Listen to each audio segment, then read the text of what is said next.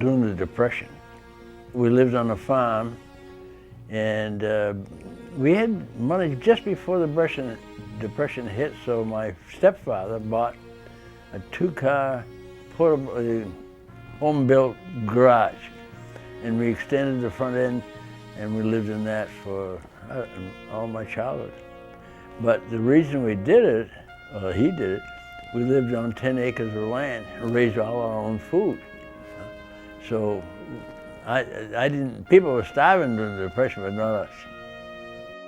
The first training I got was not in basic training. They sent me to Army Air Corps to learn 50 caliber machine gun. We were at peace at the time, and the Canadians were fighting the Nazis.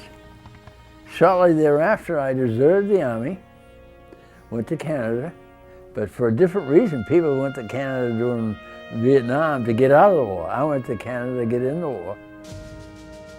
In 1940, America was still at peace, yet young Louis Millett was outraged by German aggression in Europe and was eager to get into combat.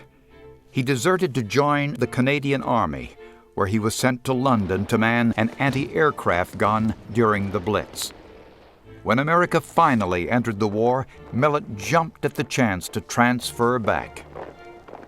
When I transferred back to the American Army, I immediately made the invasion of North Africa. And in the first battle, I get a Silver Star, and they stopped promoting me. By the time my records catch up, because see, I deserted, so they didn't have no records on me. Well, by the time they caught up, I fought 6 months in Africa, 6 months in Italy, had a Silver Star and a Bronze Star, and was buck-sided.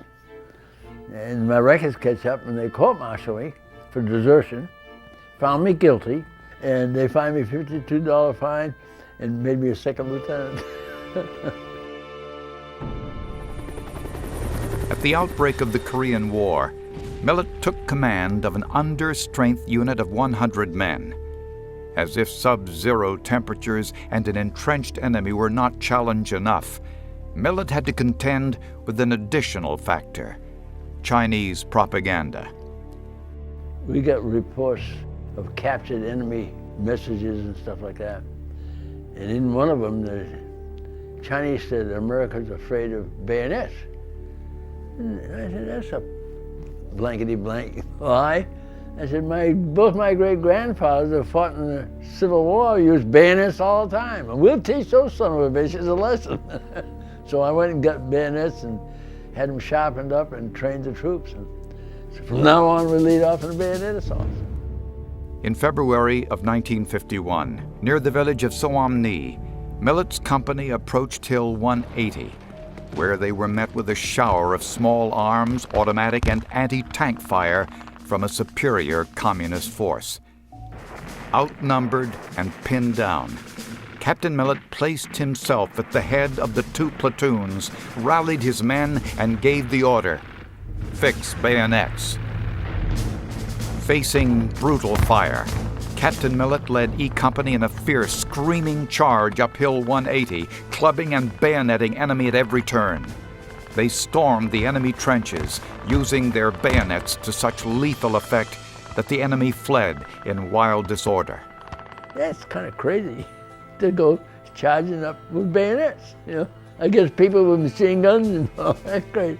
Right now, when looking back and say, "Fix bayonets and follow me," that stupid son of a bitch, you know.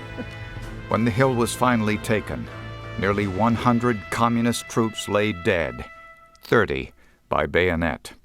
The battle for Hill 180, which has since come to be known as Bayonet Hill, earned Millett the Medal of Honor. And it is a great honor.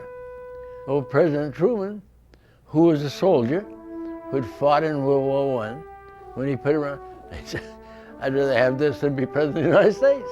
You know? And that's what I say. This is not just mine. It's 100 men that I had too. And if they all hadn't gone, I'd be dead. I consider that I must have been a pretty good leader. Otherwise, none would have gone. But they all did. Huh? And this is typical of an American soldier, I think. I've never met a bad soldier in combat. I'm alive today because I had them damn good men. Huh? I get emotional about it. We're in a free country. And why are we? Because a lot of people, black, white, yellow, went and gave their lives so that you and I can live free. Huh? Simple as that.